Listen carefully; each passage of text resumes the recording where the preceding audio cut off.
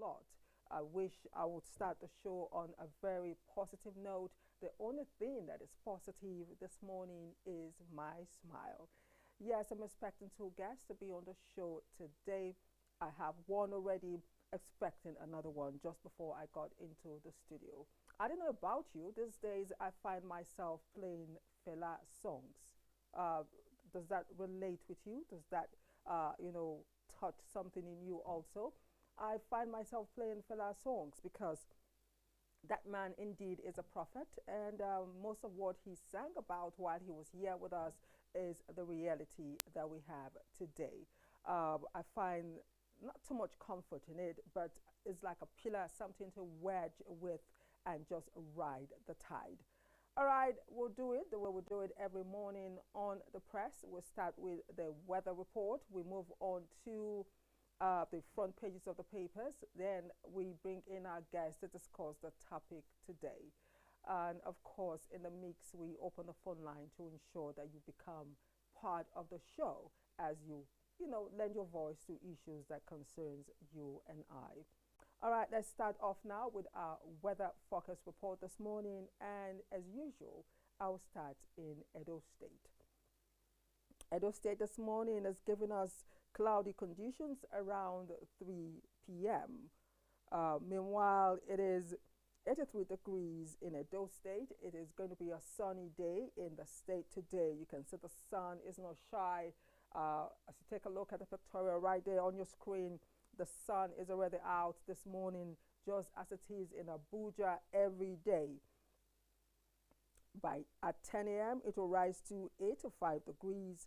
At 11, 88 degrees. At 12 p.m., 90 degrees. At 1 p.m., I beg your pardon, 92 degrees. And at 2 p.m., 93. Remember, cloudy conditions expected in the afternoon from 3 p.m. The highest feels like temperature will be 96 degrees around 2 p.m. Already, highest temperature 93, lowest is 77. That is the weather focus prediction for Edo State today. All right, let's move on to Delta. Delta State, thunderstorms expected in the afternoon around 2 p.m. It is 84 degrees this morning, just a few minutes past 9 a.m. At 10 a.m., 87 degrees. You can see the sun, no clouds. Delta State also is going to be very sunny. That's my state. At 11 a.m., 90 degrees Celsius. At 12 p.m., 92.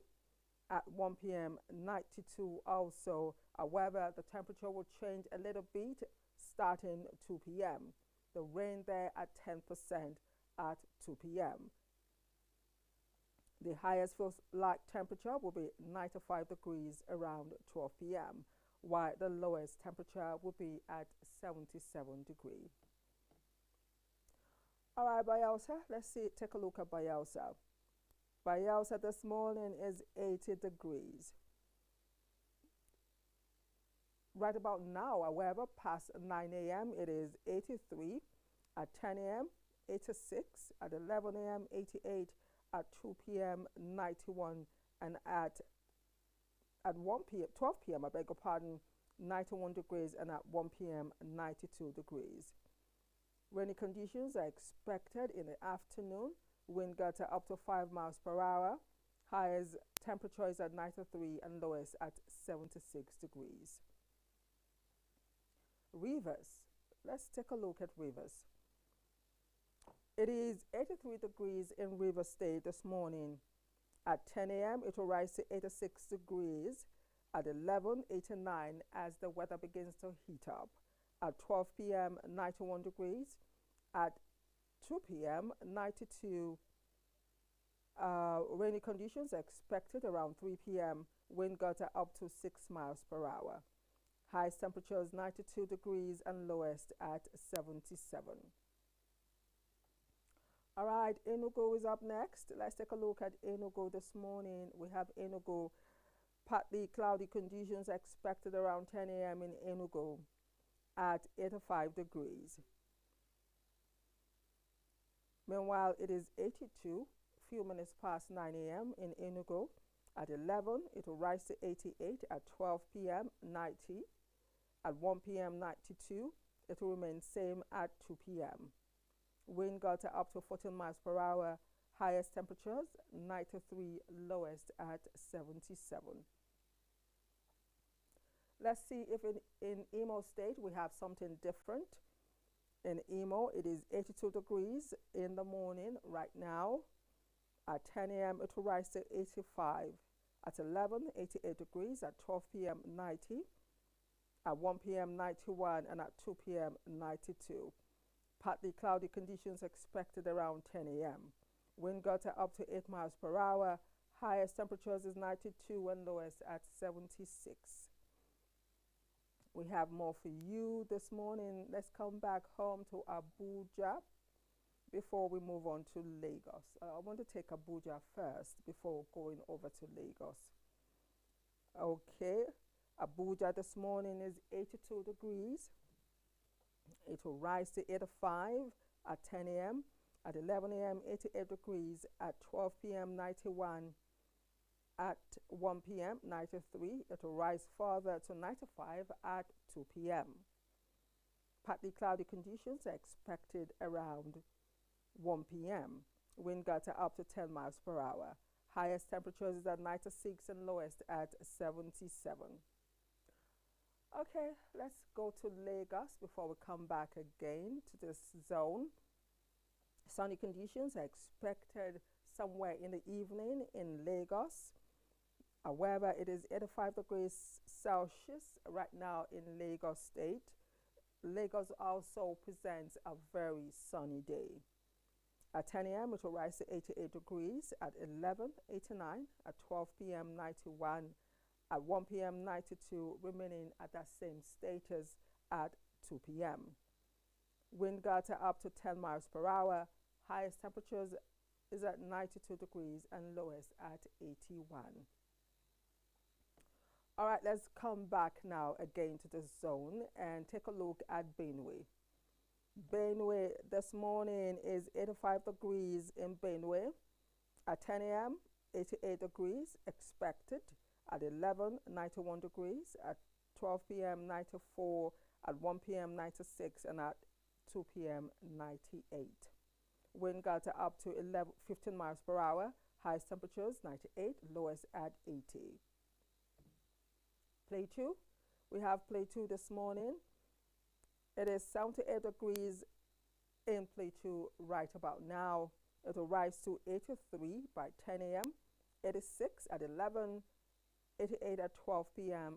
It will remain so at 1 p.m., rising to 87 at 2 p.m. Meanwhile, cloudy conditions expected around 11 a.m. Wind got up to 13 miles per hour.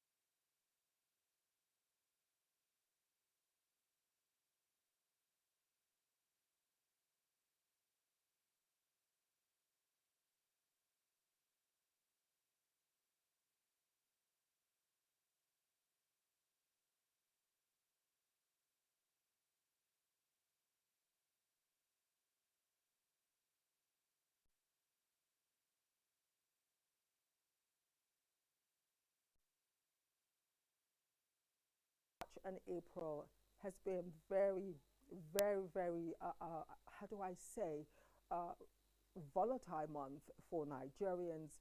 The rising insecurity is killing, it is biting, it is touching every corner of the nation. I'm telling you, everyone is feeling the heat coming from the northern and middle belt area.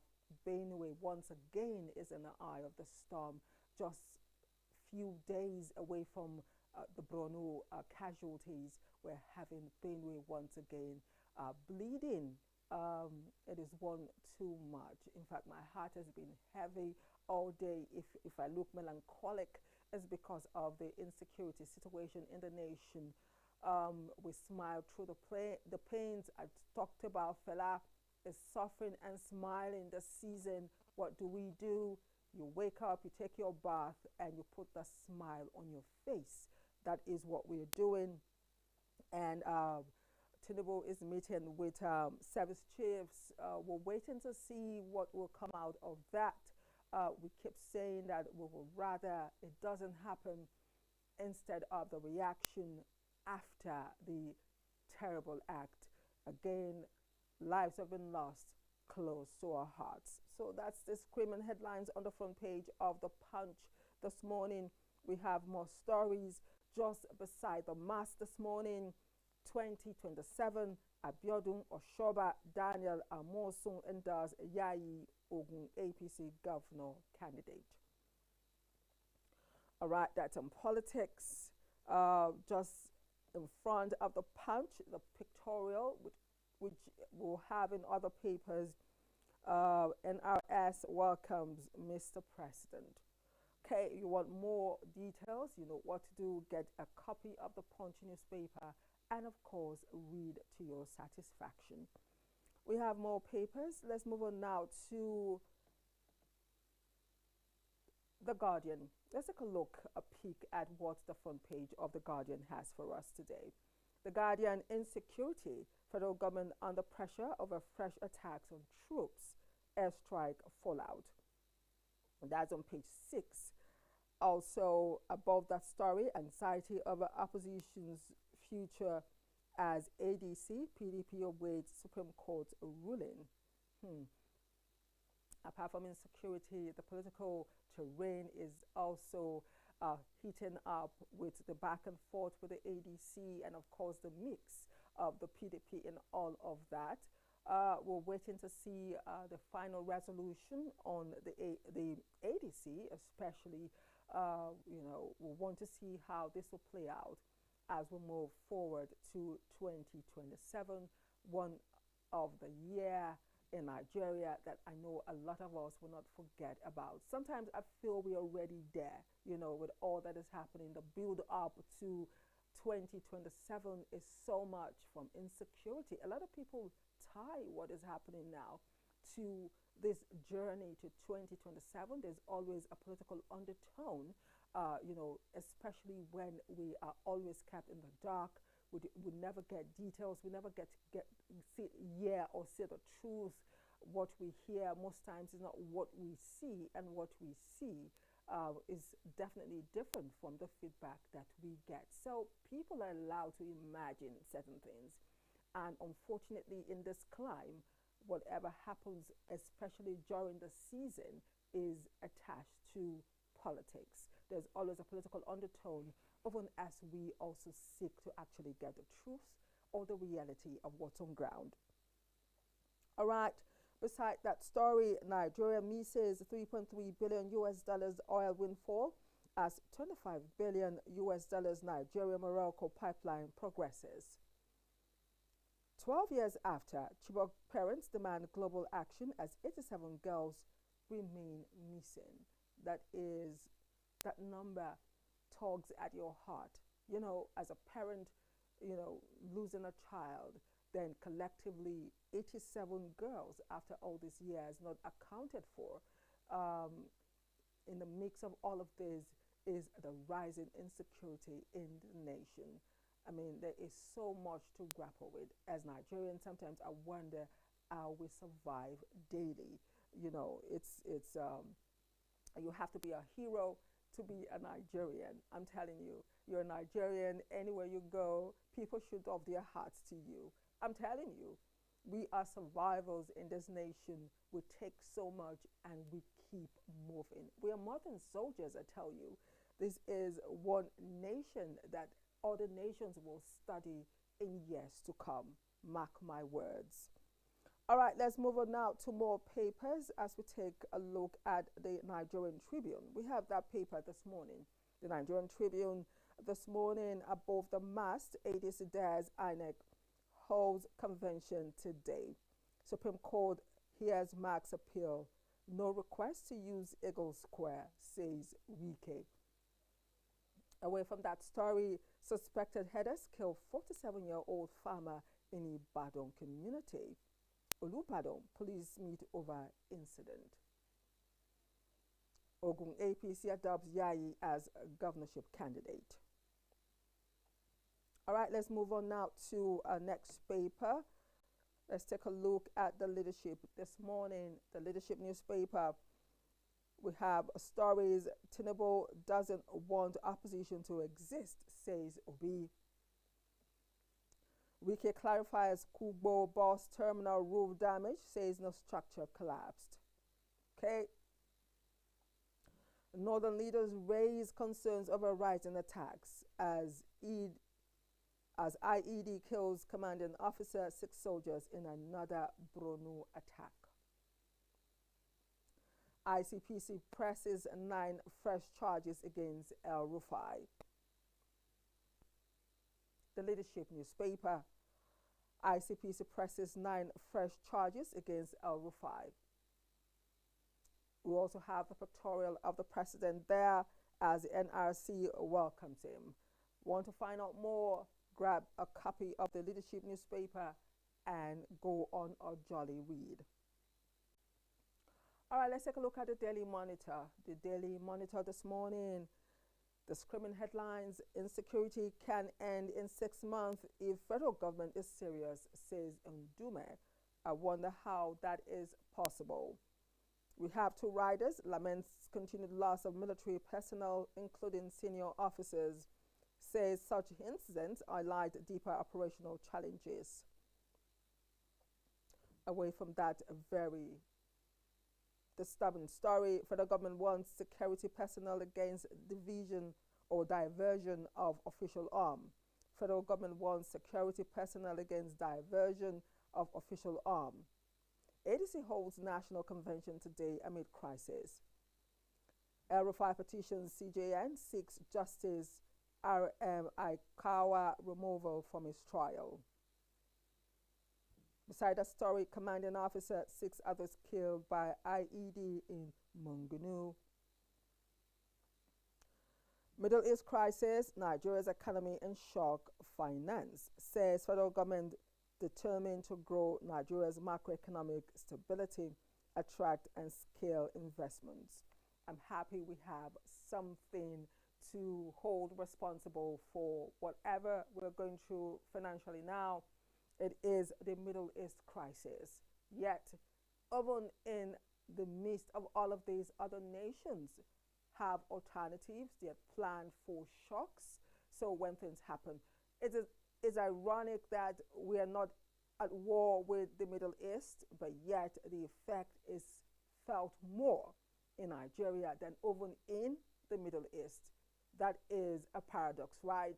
We're looking for a nation where Plan A, Plan B, Plan C, Plan D to Plan Z is put in place for Nigerians when we have shocks like this. God forbid that we have real serious crisis in the nation. Where do we run to? Probably to the Middle East. Well, we have to think about this. The leadership that we're looking for is a leadership that will have Plan A to Z for Nigerian citizens. So when there are shocks, we are not moved. We can be a little bit swayed, but not moved. But the experience we have now is a total pullout, even as we try to come to terms with the insecurity situation in the nation. We never talk about the prices for market. I mean, it is too much for one Nigerian, least of all to bear. All right, let's move on now to the Matrix this morning, the Matrix newspaper. Julie market airstrike, presidency blast Atiku over comments. Says framing military action as civilian attack misleading, reckless. Julie, a Boko Haram stronghold, Yobe government confirms. Commanding officer, 6 others killed by IED in Borno. We have more part 2 of deconstructing the J-curve, a forensic inquiry into the mechanics of subsidy removal. Okay, oh. Please, we need papers that will interpret all this in pidgin and our local languages so we can follow. All right, Dangote refinery exports 44,000 barrels per day petrol in March, positions Nigeria as net exporter. Okay. EDC crisis as Supreme Court rules today. Faction suspends Atiku, Babachir Lawal. Party alleges pressure by Wike to hold new convention venue use. Court adjourns El-Rufai's bail ruling over amended charges. And Nollywood actor Rotimi Salami hospitalized after sudden health crisis. We wish that he gets better soon and back on his feet. All right, let's move on to the Daily Trust newspaper. The Daily Trust against odds ADC holds convention. Again, commander soldiers killed in Boko Haram ambush. Tariff cut on vehicle rise could weaken local production, experts. Court to rule on El-Rufai's bail application today. All right. I think that's the last paper. Do we have another? Okay, we have more. The Daily Times. We have the Daily Times. Let's take a look at the Daily Times. 19 accidental strikes since 2017. AAC laments. Okay, let's move on to the Daily Sun. The Daily Sun. Outrage over murder of Colonel, 6 soldiers in fresh terrorist raid. Mopol, 9 others killed in renewed attacks in Benue. Wike, I never denied ADC others' use of Eagle Square. Crude jumped 8% on ceasefire collapse. Marketers, a more hike. OPEC cuts output to 500,000 barrels per day. Ndume cries out over escalating insecurity in Borno. Sharia Council insists on resignation of INEC chairman. IMF warns Nigeria, others against policy missteps. Also on the side on the Abia Guba contest, says Reps Deputy Speaker Kalu. All right, that's all we have on our newspaper front pages this morning. If you missed any of it, that's the front pages, and of course the weather, you know what to do for the papers. Make sure you grab the paper that interests you the most so you can read and understand some of the stories that we read today. Today is Insecurity Day on the show. We'll take a break now to bring in our guests. Hopefully I have a full house this morning as we discuss more on our nation. We'll be right back.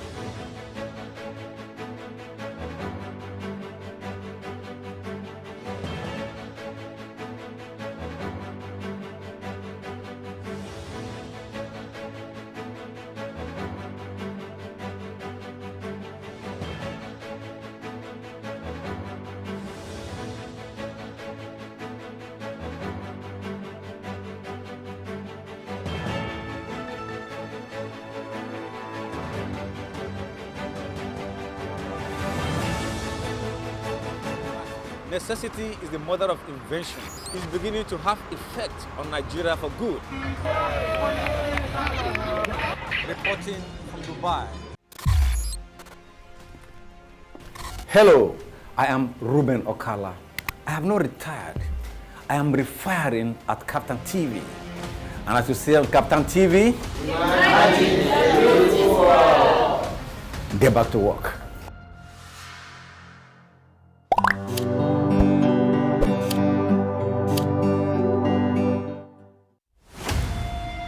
Welcome to Abba in Abuja. The main agenda here is the promotion of made in Nigeria products.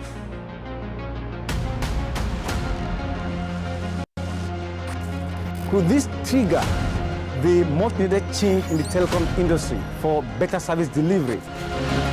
Welcome to Nnamdi Azikiwe International Airport, Abuja.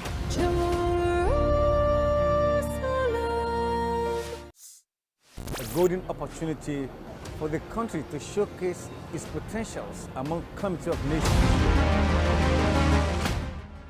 Now, here comes the body, accompanied by her husband from India, where she has been receiving treatment. Total liberalization of the communication sector will bounce back in view of the sentimental attachment to it by Nigerians. The need for the players of the industry to still put their acts together to consolidate on the previous efforts has therefore become imperative. That popular saying that necessity is the mother of invention is beginning to have effect on Nigeria for good. Reporting from Dubai. Hello, I am Ruben Okala. I have not retired. I am refiring at KAFTAN TV. And as you see on KAFTAN TV, imagine a beautiful world. Get back to work.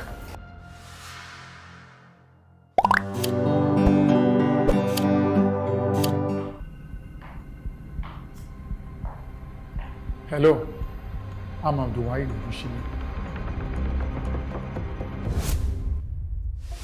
former National President, Nigeria Union of Journalists, AUJ, one-time President, Federation of African Journalists, FAJ, a former Executive Council member, International Federation of Journalists, IFJ, member, International Press Institute, IPI, a former Commissioner for Information and Strategy in Ogun State. With over 4 decades practice as a journalist, and still counting, firing on all cylinders at KAFTAN Television, we invite you to not only watch and enjoy, but imagine a beautiful world. Keep watching.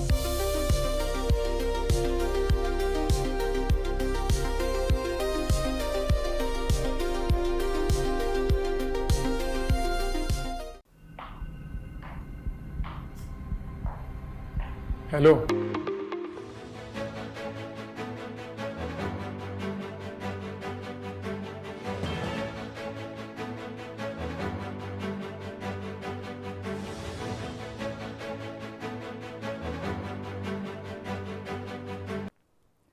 Welcome back. It is a full house today on the press, and I'm so happy to let you know that my guests are already seated. This morning, we're taking a look at rising insecurity, Borno, Benue renewed attacks, impact analysis. I have my guests, but first, let me take my analysis. This morning, Nigeria's security crisis deepens as a terror, banditry, and kidnapping surge in the month of March and April, revealing a nation battling a multi-front crisis where violence is intensifying both in scale and sophistication. With 176 security incidents, 383 fatalities recorded nationwide alongside 55 kidnapping incidents involving 229 victims, the report exposes a country where the lines between insurgency, banditry, and organized crime are increasingly blurred, and where civilian populations remain the primary victims. The March data confirms that Nigeria is no longer facing isolated security challenges, but rather a converging conflict system. In March, terrorists killed a general, Brigadier General Hussaini Omo Brahima, and 17 soldiers in Borno. in coordinated attacks by suspected members of the Islamic State of West Africa province ISWAP on military formations in Kaga local government area, as well as Ngandu and Polka town in the Goza local government area of Borno State. While in Benue, no fewer than 14 persons, including a mobile police officer, have been killed in renewed attacks on communities in Akba and Otukpo local government areas of the state, deepening fears over worsening insecurity in the region. In the mix is the civilian toll. The data reveals that while terrorist attacks produce high-impact mass casualty events, banditry operates through frequent low-intensity raids, often designed to abduct rather than kill. Over 100 feared dead in airstrike conducted on Saturday, April 11, 2026 by the Nigerian Air Force, which affected a local market in Jili, allegedly resulting in civilian casualties. We can go on and on this. This has become our reality. Before the introduction, one of my guests actually told me a few minutes ago that the problems we face in Nigeria is inborn. There was a language you used. It is so settled in our consciousness that we work, we sleep, we eat, we wake with these pains in our hearts on a daily. I did say how we survive. One day will become a case study for other nations. So let me do my introductions this morning before I get carried away by the obvious. This morning I have a friend and a new friend. But first, let me introduce my old friend. LAWAL DAHIRU MAMMAN is a journalist and a public affairs commentator. It's so nice to have you on the press once again. Thank you for having me. Good morning. All right, then I have a new friend in the house, Rex ELANU. He is a human rights activist and the National Publicity Secretary of the African Action Congress AAC party. It's so nice to have you this morning, Rex. Thank you for having me. Yes, indeed. So, gentlemen, Nigeria is in our hearts once again as we take a look at rising insecurity. Borno comes to mind. This morning again, fresh IED explosions, just as we're trying to settle the dust in Benue. The month of March and April has been really trying month for us as Nigerians. We grapple with these issues day in, day out, but it's been back to back in recent times, and it has left us giddy, left us with fear, and that is all we talk about. I want to start with you, Lawal. Rising insecurity in our nation. When do we breathe a sigh of relief? Well, once again, good morning to our viewers. I think the question is a very tricky one, and I'm not too sure I'm even in the best position to give an answer, because I do not think that even if you bring a military general here and ask them when are we going to have a sigh of relief, I don't think they will be able to give you the answer to that, because this problem has been perennial. For over a decade, we have been battling insecurity. It started around the Bay States, Borno, Adamawa, and Yobe. It was something that was thought to be isolated. We kept fighting, but somehow these things have spread through, and we have seen more forms of insecurity. So when are we going to get that relief? I do not know. But what experts have said over time is we have the causative agents. If we know the causative agent, then we should be able to try to address this one by one. One of those has always been intelligence gap. But then you ask questions, because we see communities where these bandits or insurgents, they send letters to tell you that we are coming to attack you. You understand? Even in cases where you have military formations around, you discover that they retreat. So what do you call that? There was intelligence was there. But then what happened? We do not have that explanation.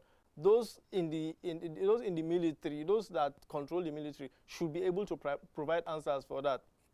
Then there is European philosopher who said around the 1700s, and it's still valid today, that work erases 3 evils. Number 1 is boredom, number 2 is vice, and number 3 is poverty. Now, a lot of youths that are recruited into these vices, insecurity, insurgents, and what have you, they lack what to do. So they can be easily persuaded into coming to join these armed groups. You get that? Then we have the issue of lack of knowledge or inadequate understanding. Some of this insecurity right on religion, especially if you want to now talk about the ISWAP, especially, and Boko Haram. Of course, you know, they go and chant the name of God, and they think they are doing this thing in the name of God, and expecting a reward in the hereafter. So there is that. Then it means that is a problem.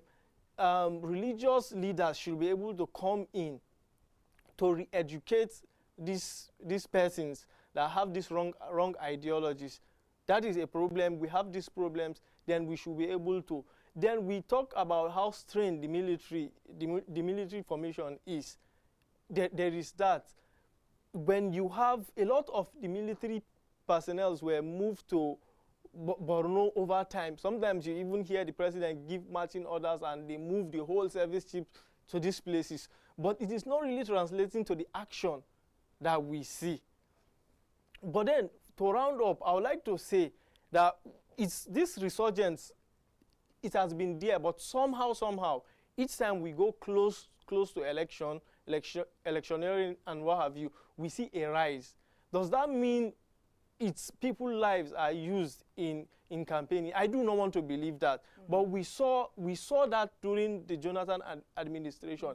There was a lot of heat on the president, and it was one of those things that led to his defeat in 2015. So we have these problems. If it's a political problem, then we need to be more conscious. We need to be more patriotic enough to know that we should be able to use things that citizens require as points of campaign, rather than loss of life and properties. So I'll stop here. That is a huge opening for us this morning on the show, as we take a look at rising insecurity, Borno, Benue renewed attacks, impact analysis. Thank you so much, DAHIRU. As I turn now to my friend Rex, rising insecurity in the nation. I did ask the question, and I think I touched something emotional. I picked the surface of the wound there for him to go on the rant. Do you think we'll ever get a sigh of relief? Yes, you see, of course we will, and that's dependent on Nigerian people. Not even those who are primarily responsible for protecting Nigerians and safeguarding our lives and properties. But the relief will come when Nigerians hold those who are mismanaging our spaces, whether it's in governance or those who are in security architecture, until we hold them responsible to the point where they are powerless without the approval of the Nigerian people. That's the only time we'll get relief. And it might be a long time, it might be a short time. It all depends on our action. But one thing we must not forget to talk about is that the resurgence of insecurity in Nigeria is just an honest reflection of how well business is doing for those who are profiting from insecurity. It's just a reflection of how well impunity has been rising. It's just a reflection of how well the stakeholders who are in that sector, who are milking it dry, are growing fat. And that's why you see generals building estates all over in the FCT and the Abuja, and they come and tell us about intelligent gaps, they come and tell us about so many, they make it look complex. But it's not complex indeed when they want to arrest protesters or voices of dissent who come out and speak against the government. But it becomes complex to arrest, apprehend, or stop terrorists who come on social media to do videos, do giveaways, and who are even aided with military or police helicopters to supply them arms, who are aided with in fact, these guys are just a part of the state informally. So when we budget for security, we also budget more for insecurity. And when you see the government, playing hide and seek, the last time the president was in Plateau, he made a commitment, he made a statement that, of course, Nigerians didn't take him seriously, because he said this will not happen again. And I don't think it was even up to 48 hours. It was repeated. I'm sure more of those incidences happened even that same day. It's just that a lot of these incidences are unreported. So you just get to hear of the ones that become very popular. But when we want to talk of insurgency or insecurity as a people, we must realize that the government is primarily responsible for protecting us as Nigerians. And if they have failed over time, nobody employs a sales girl or a manager in his or her business, and that person fails over time, and you keep hearing excuses. Oh, Oga, I'm sorry, the money got missing today because I was sleeping, somebody stole it. Oh, I'm sorry, a dog ran into this place and took the money from our shop. Oh, I'm sorry, some of our goods got missing because the heat was much and some of the goods evaporated into thin air. And you keep keeping that manager. No, nobody does that in our business. But when it comes to our country, our nation, that encapsulates the destinies of over 200 million people, we keep entertaining some of these flimsy excuses as if lives mean nothing to us, and they keep telling us some military jargons. Recently, a military general was killed, and the best that can happen, and you said something that sometimes we even see situations where even the troops have to retreat. Of course, they are humans. How much are they even paid? We had a soldier that was just dismissed recently on air, and he was saying the salary before now was 51,000 with some allowances, making it up to 70K, and recently was increased to 109,000. How much can 109? And these are soldiers who have to buy their accoutrements and everything that they need to use to work for the same state. And you expect those soldiers not to retreat, that they don't even have air power to support them. And even when they have, most times the air power is used to either bomb the soldiers or bomb civilians. We just had a report that the military is still trying to run around and deny that civilians were not bombed. But this is not the first. You could see that yesterday there was a press statement from the African National Congress alleging that over 19 of these misfires have happened under the APC regime. So it's a common practice for them, and until we Nigerians, who are the ones that should be holding these people responsible, who are the ones whom these people ought to serve, until we hold them responsible, all we can get excuses, and they continue to enjoy the benefits of ungoverned spaces. And don't forget, we're going into an election cycle. If there's insurgency in an area, would you vote there? Would there be a polling unit there? No. So it makes it easier for them to manipulate the systems. Now talking about manipulation, even DAHIRU said the same thing. Even before we started, when I was doing the front pages, I did say that there's a lot of political undertone. We attach most of the happenings because when people don't have information, they are free to just imagine. So when we don't have the truth, we don't have, I keep telling people there's a difference between the truth and the fact. Think about it. There's a difference between the truth and the fact, and the Nigerian system or the Nigerian state has made us realize that there's a difference between the truth and the fact. Don't argue. Sit down and think about what I just said now. And that is the line of thought on our conversation this morning. Now, talking about civilian casualties, terror, banditry, and kidnapping, I did say that the civilian toll is usually high. Terrorist attacks, 18 incidents, 85 fatalities. I got some data. Banditry, 21 incidents, 32 fatalities. Kidnapping, 47 incidents, 67 fatalities. It goes on and on like that. Let's go back to Borno. I'll take a look at the fact that we did say that a general was killed. In recent times, the focus seemed to have been an attack now on the military. Though in the mix, we do have civilian casualties. Before we take a look at the civilian casualties at the end of the day, let us take a look at the latest now. The attack on the military or formation. Taking a look at Borno, we lost a general to this.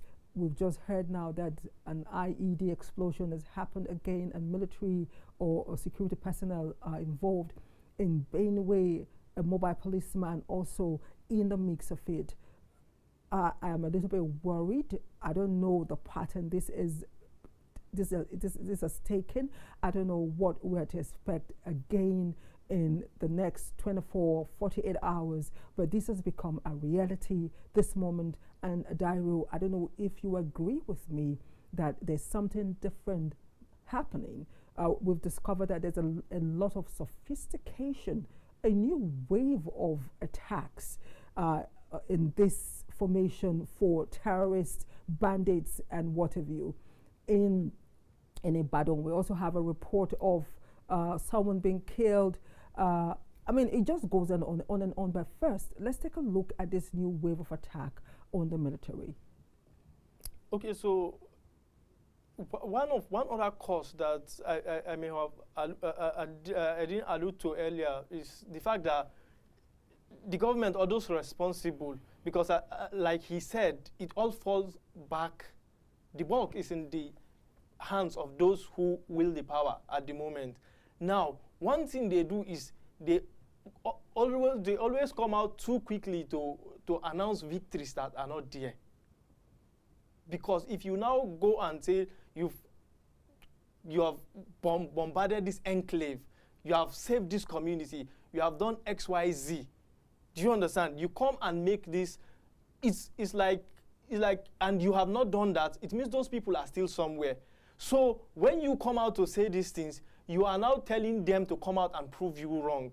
And that is one thing we see. When you so that's exactly what's happening. In your opinion, that's yes, what is happening. That is what I think. They are telling Nigerians they didn't bomb anything. We are here. And now they are turning around to attack them. And they are bold enough to go and tell you that even these people that are supposed to protect you, they are no match for us. Because you see, if you look from January till date, how many military bases have they attacked? They attacked, they killed, they slaughtered servicemen. You understand? Like he said, these people are doing this out of. I saw one video. I don't know, 3 days ago. The person is a soldier in Borno that speaks Hausa. He was lamenting how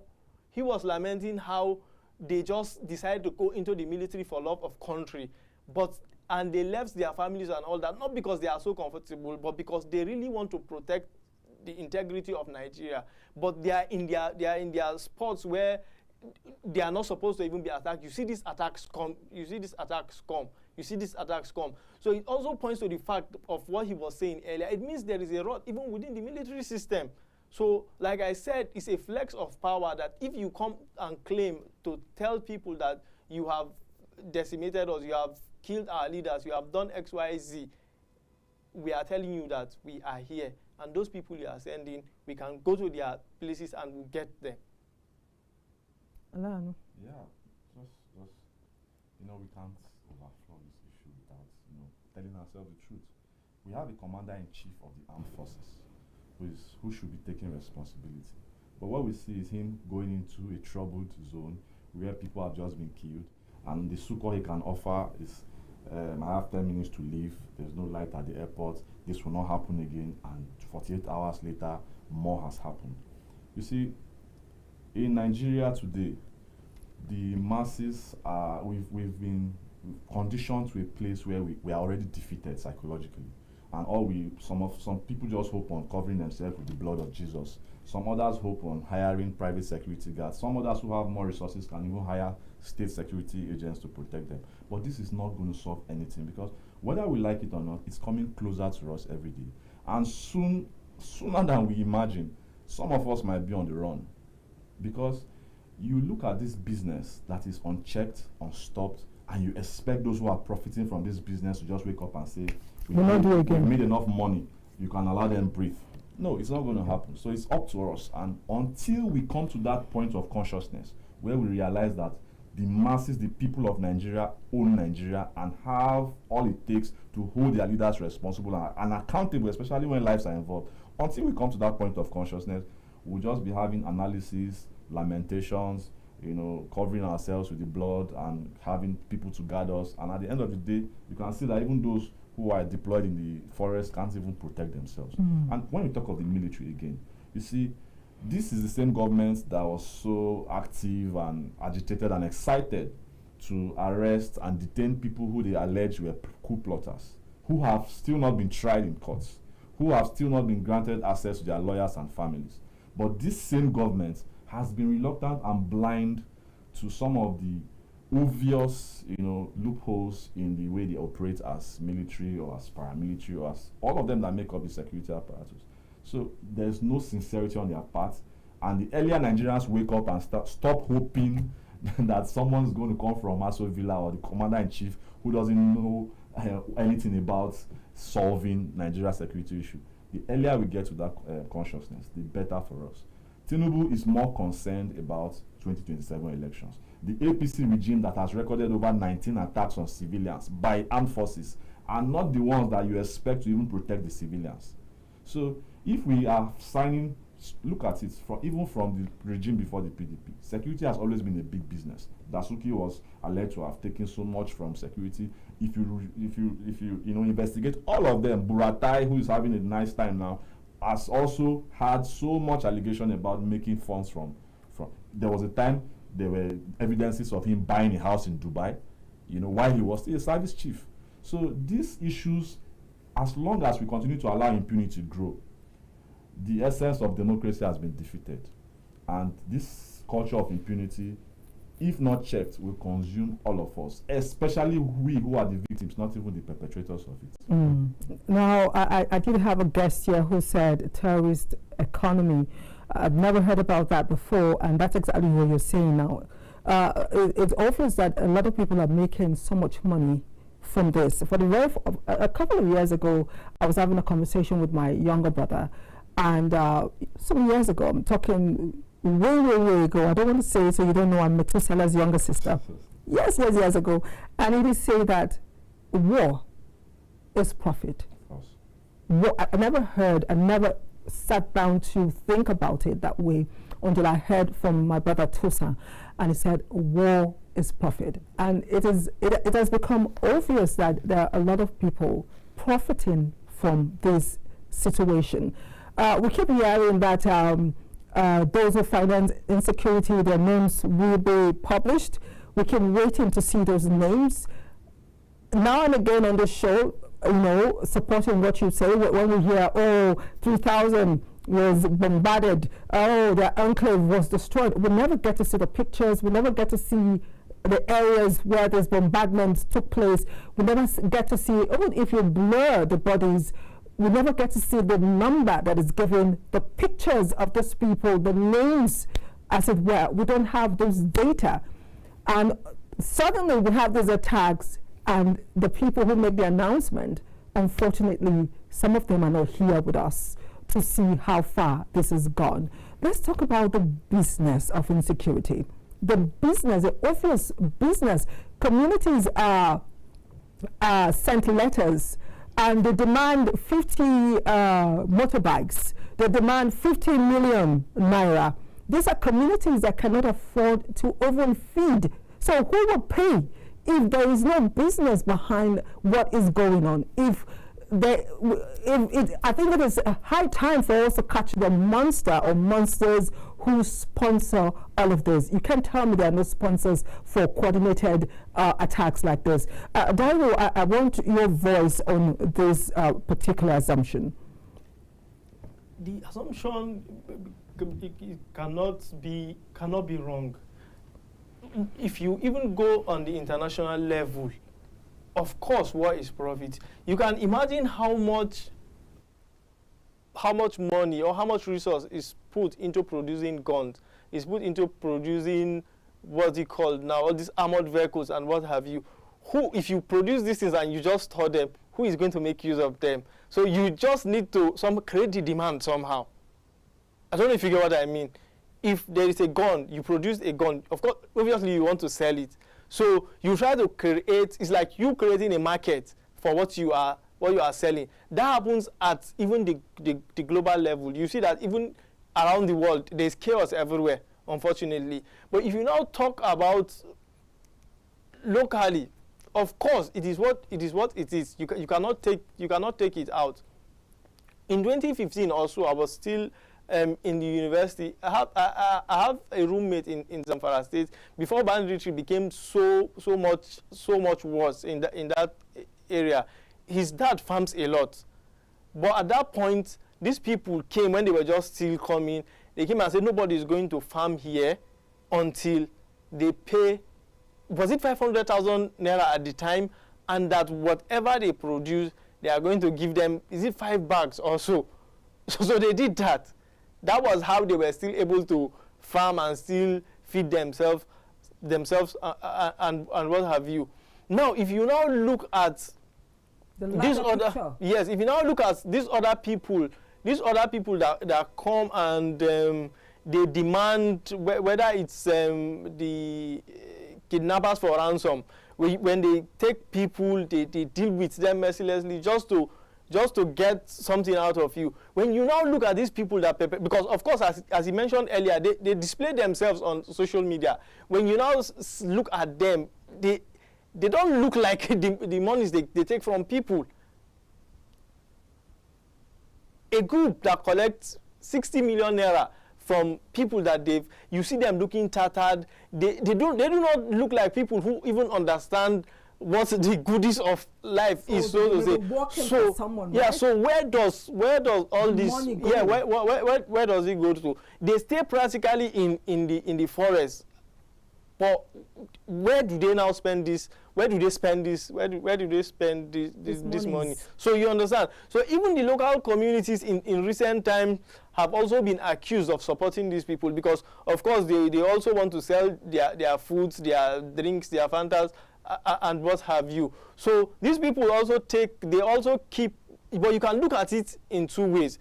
Now, what are the two ways? You can look at it that, okay, they keep selling this thing and supporting these people because they want their business to thrive. Or you can look at it from the fact that they are scared for their lives, because we have also seen communities along Borno Yobe that have given out intelligence, and when the military goes to strike, they leave these people vulnerable also. And these people, those ones that went back to the ungoverned spaces, they come back for reprisals and kill these people. So these people may also be scared of, let's just cooperate with these people and let's live our lives, since they are not touching us, they are touching people that pass us by and what have you. So you see, it's a chain, and there is also from the local person who sells the Fanta and what have you to these people that feel, to the persons or people that buys weapons for these people, to the church that drops this in for them. It goes on even to, I believe, even to the international level. All right, if you just joined us, we're taking a look at rising insecurity, Borno, Benue, renewed attacks, impact analysis. We'll take a break, and when we return, the phone lines will be open. Please do call in and be part of the conversation. We'll be right back.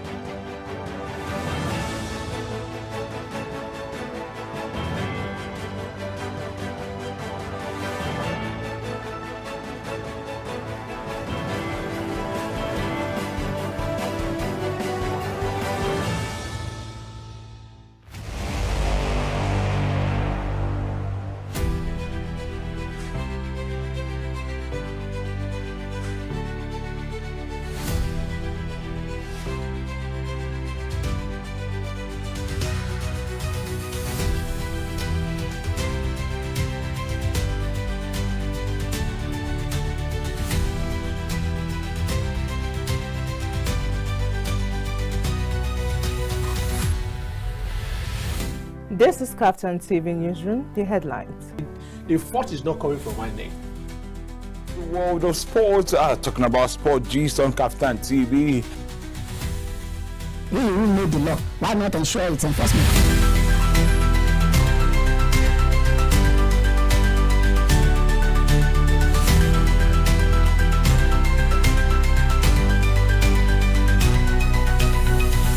$73 billion, you know.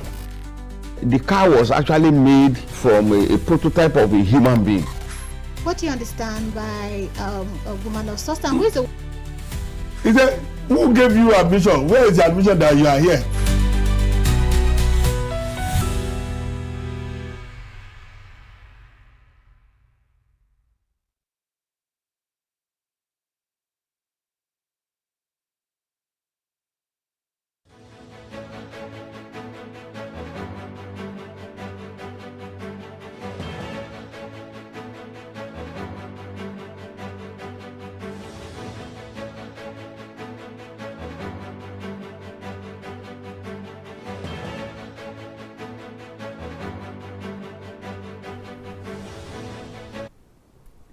Yes, welcome back. It is still the press as we take a look at rising insecurity in the land. Of course, Borno and Benue state renewed attacks are just very fresh, and we're taking a look at impact analysis as it affects us as a people. We've actually established the fact that the military also seem to be under fire with a loss of lives, with military bases attacked, and of course, there've been a lot of casualty. We're asking ourselves this new pattern, that is the sophistication with which these terrorists carry out this attack or attacks is getting really worrisome. But in the mix of all of this, we have civilian casualties. Of course, Benue is fresh with the Jili market attack, where over 100 civilians are feared dead, though that particular airstrike is under investigation. We're yet to get the conclusion of that. We have statistics to know, especially in recent times, that we have more civilian casualties when it comes to air raids in recent times. So we want to take a look at the civilian casualty, and of course our case study is the recent Jili attack. And I want to start with you, Rex, on civilian attacks, civilian casualties, or the high civilian tolls when it comes to air raids, and of course even terrorist attacks, more or less. I want your impact analysis on this. Well, you see, most times when casualties are reported, you must realize that oftentimes they are underreported. But be that as it may, we need to also realize that, the government propagandists and apologists are coming out to tell you that Jili market was initially closed down by the government. It's a point where terrorists transact. And they are saying all this so that they take away your attention from civilian casualties. And yeah, hold on a moment. Please, let's have the phone lines right now. Thank you.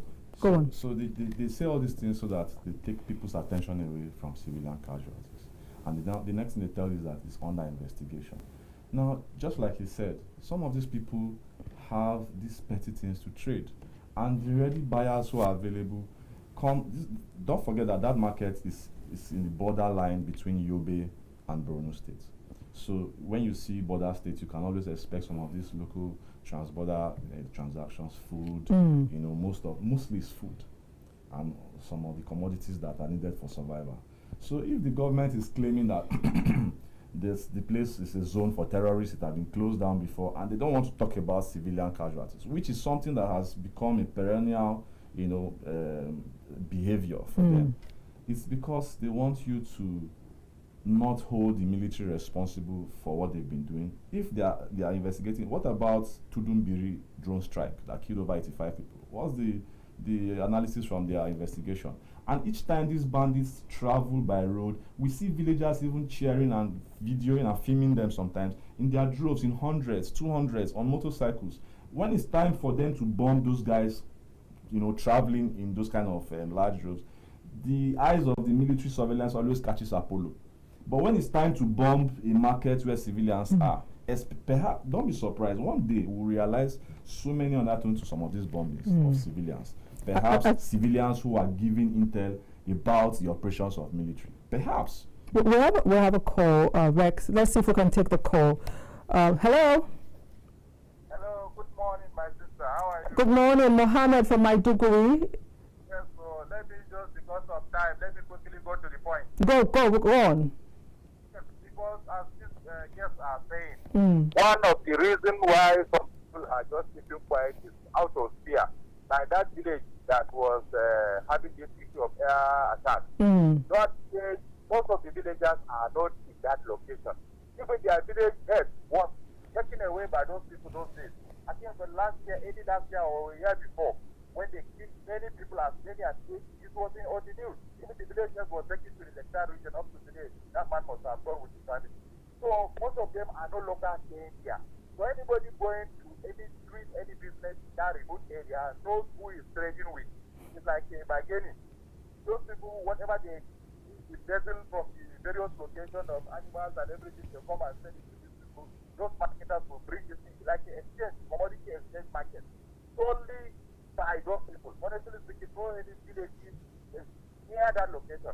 Even the Gaidon market, which is recognized as the local government headquarters of Ubio market, is not as buoyant as that place because of the lucrative hideout business that was going on.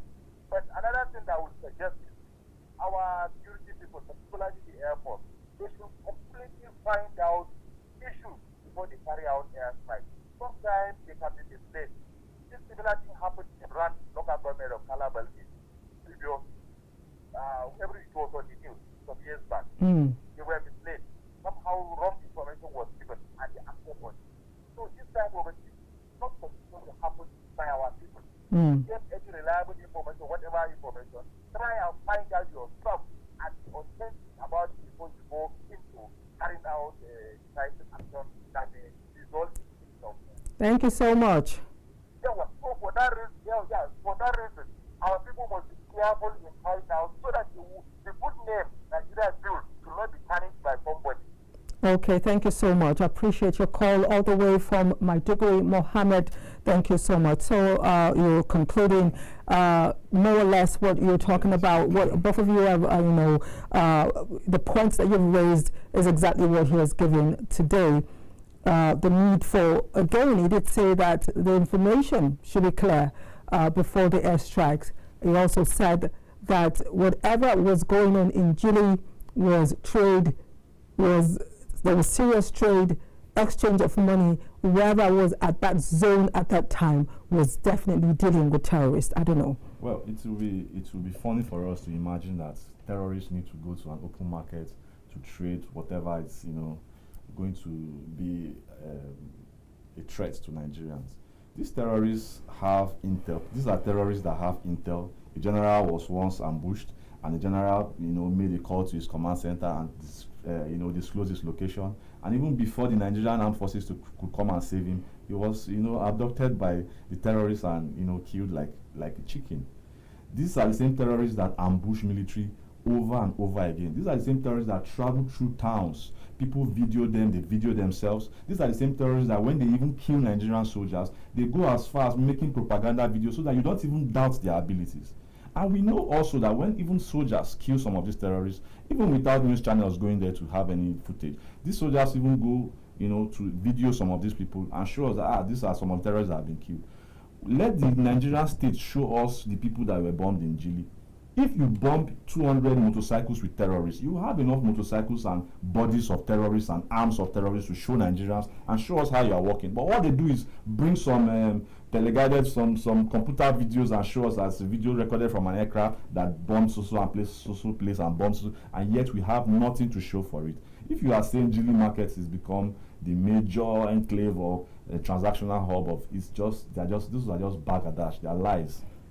Dahiru, I want your you're smiling.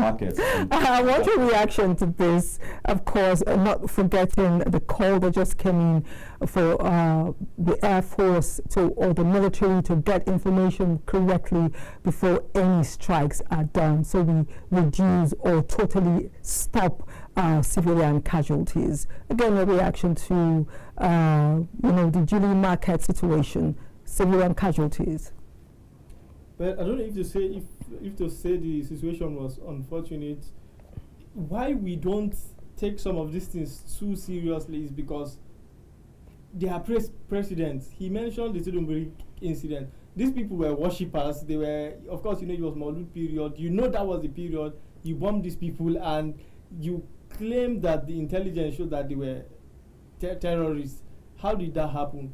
Now, the Gili market case, when you see the reaction and saying, okay, that was a place out of it was already marked that, okay, this is a terrorist zone, nobody should go. Ordinarily, I would want to believe that yes, this is what it is, but the journalist in me would want to ask, because why is the journalist in me kicking off? Because even the former chief of army staff, which is Burade, he came out to also say that point has been marked as an enclave or a point of transaction.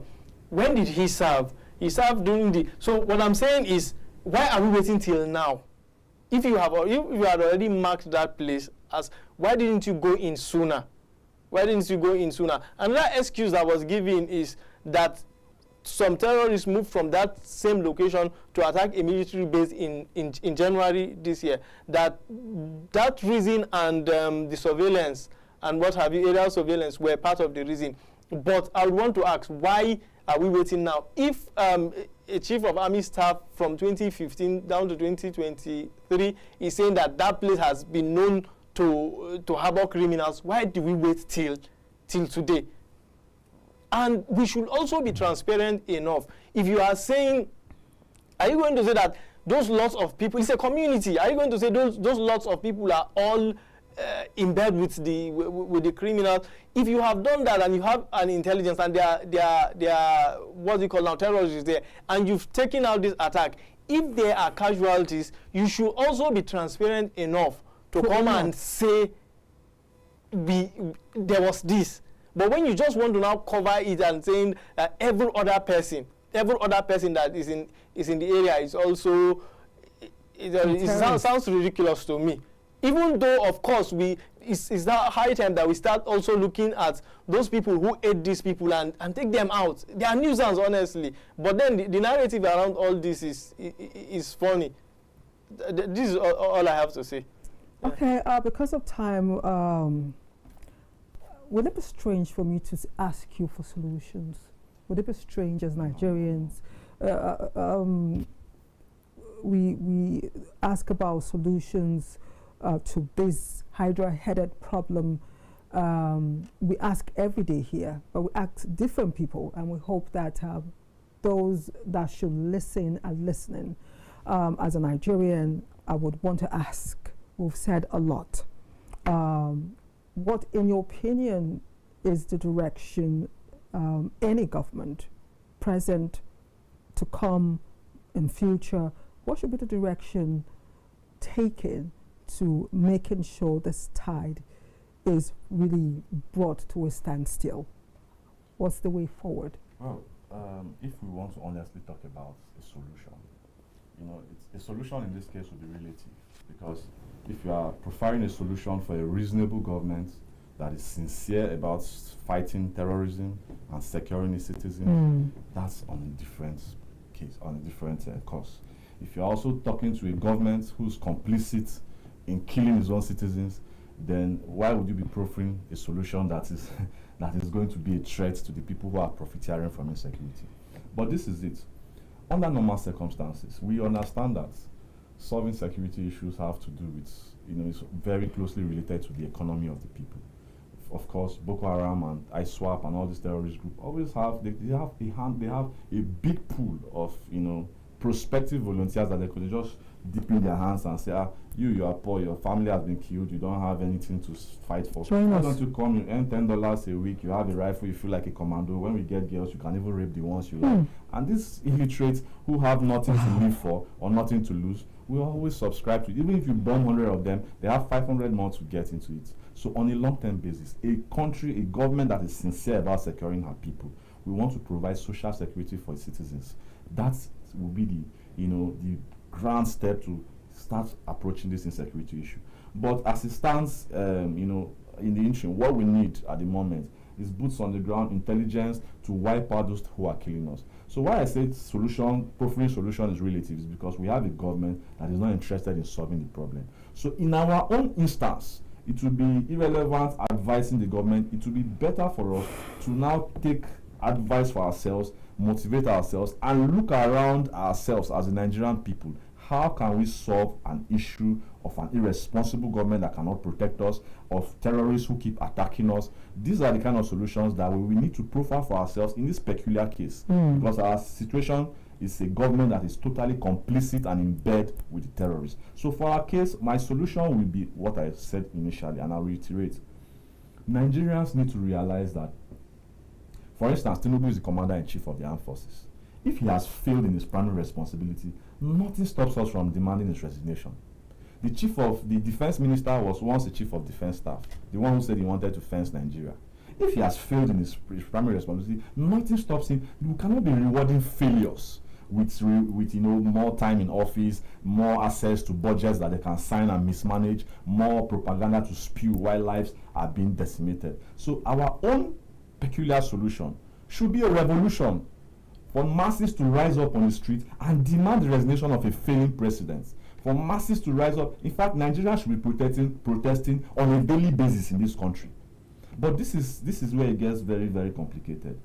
You see, because Nigerians are poor and hungry too, and because Nigerians are also scared of these fascist governments, because sometimes you come out and say, you'll be surprised after this show in the station here, the DSS who have failed to arrest criminals might be waiting to please one of their boss by arresting me, which is very fine, because this kind of issues must be discussed. We cannot all die in silence. The solution for Nigerians is a massive revolt, one that overwhelms the political ruling class, such that a failed commander-in-chief will do what he did during NSAS. He will run on that side knowing that my people are no longer going to take this nonsense. They are tired of dying. They are tired of hearing lies and fake promises. They are now asking for real solutions. And the first solution we should be asking for is the removal, the resignation, the total, we should condemn and ask these guys out of our space. They failed. Rex's opinion, not the opinion of KAFTAN television. Of course. Okay. What's the way out of this? Just yesterday, I was having a conversation with somebody still on insecurity, and we're asking ourselves, what is the solution? He told me that there is no security now. You just need to go and start praying. I said, come on, you can't pray. You can't pray for bullets to stop flying. You can't pray for people to stop kidnapping. You can't pray for the ethnic clashes we have in Plateau, in Benue, in what have you, to stop. There needs to be a conscious attempt to be able to stop these things. So for me, I'm not going to say revolution, but I say we practice a democracy, and that is the beauty of it. And there's a time, there's a timeline. If these people are not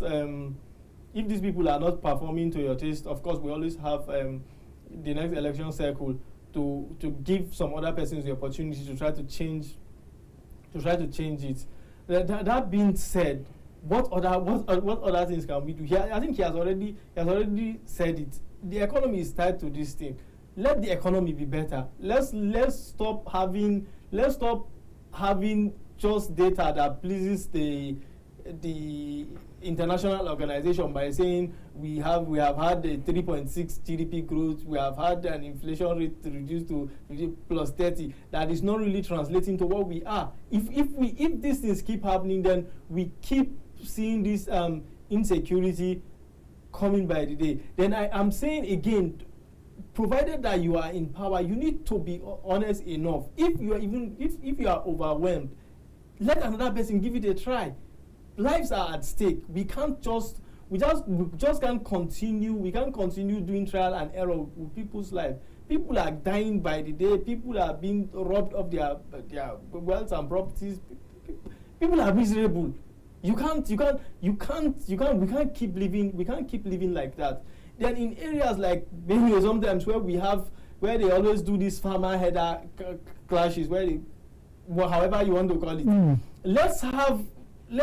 For God's sake, we have an APRI in Zaria that was established in the 1970s. I'm sure even before my parents got married. Part of the mandate is to see how we are going to separate crop farming with animal husbandry. But it has been there since the 1970s, and we are still here talking about farmer header clashes.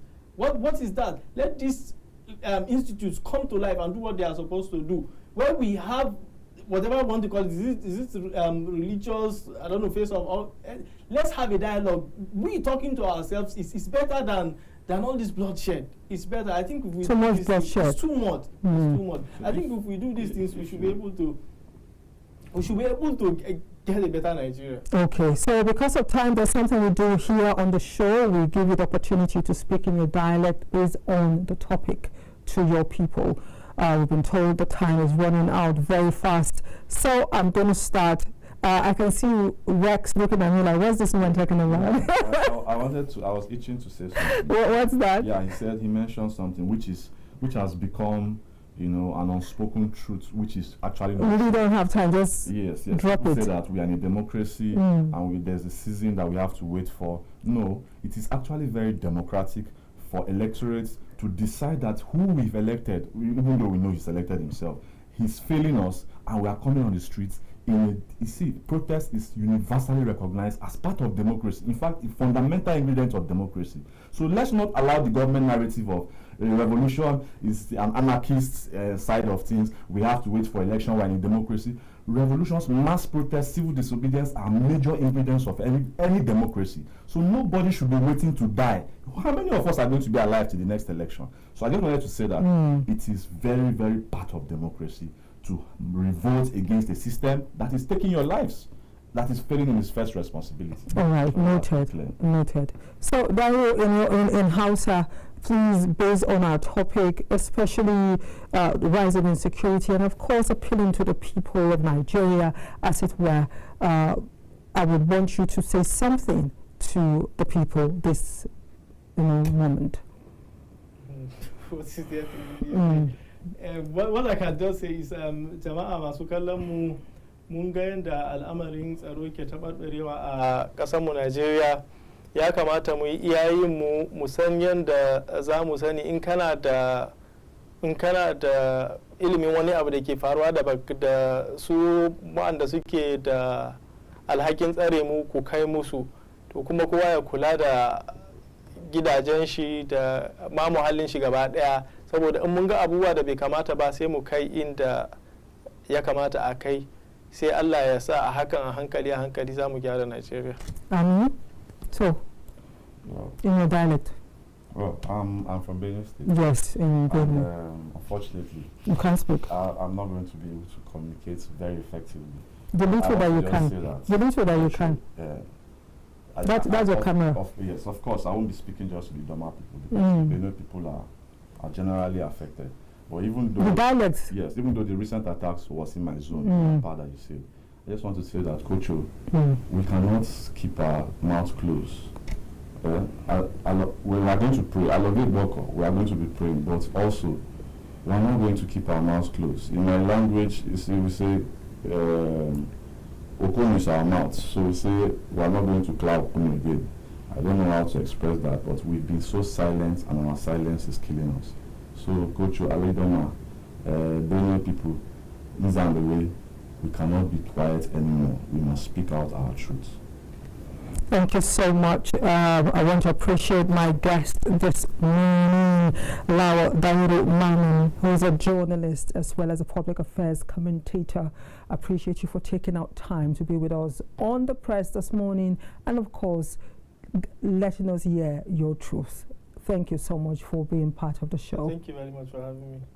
And of course, my new friend, Rex ELANU, is a human rights activist and the National Publicity Secretary of the African Action Congress, AAC party. I appreciate you creating time to come here this morning. Thank you very much for having me. Hope to see you more on the show. Of course, if you invite me, I'll always be here. Thank you so much. And of course, our caller this morning, Mohammed from Maiduguri. I appreciate that call, and everyone who watched the show today. I appreciate you and everyone behind the cameras who made it possible, for Mr. Steez, to Ephraim, to Memunat, everyone who made it possible. I appreciate you guys this morning. To my editor, Annie, thank you so much. Nigerians, once again, this is the nation that we call home. Let's make it habitable for everyone. The future is closer than we think. Let us join hands together and continue to raise this great nation, Nigeria. Remember, the place where two rivers meet, the people shall be great. We're great already. We just have to believe it in our hearts. My name is Anire Binitie. Enjoy the rest of your day.